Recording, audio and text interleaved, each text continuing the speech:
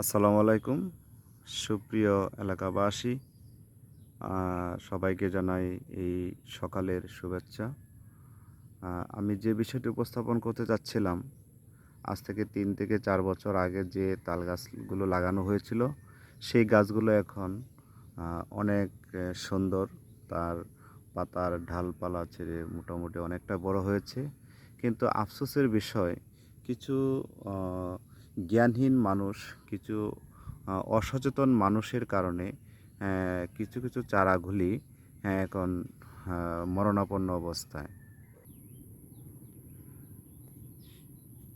হঠাৎ করে দেখলাম একটা গাছ প্রায় মৃতপ্রায়।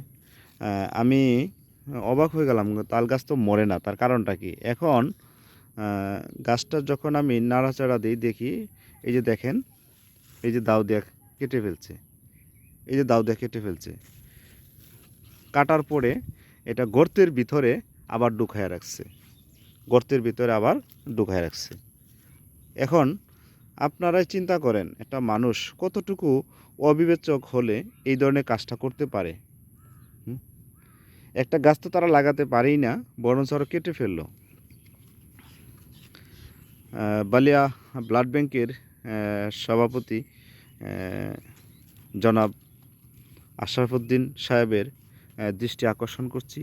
আপনার উদ্যোগে আমরা এই সুন্দর একটা মহৎ কাজ করেছিলাম, কিন্তু আজ মানুষ অসচেতনতার কারণে এবং পরিচর্যার অভাবে এই গাছগুলো নষ্ট হচ্ছে। খুবই কষ্টের কারণ।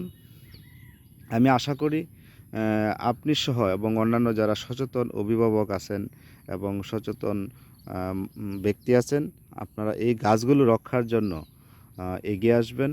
হ্যাঁ, এই বলে আমি আমার সংক্ষিপ্ত ভিডিও শেষ করছি। আসসালামু আলাইকুম।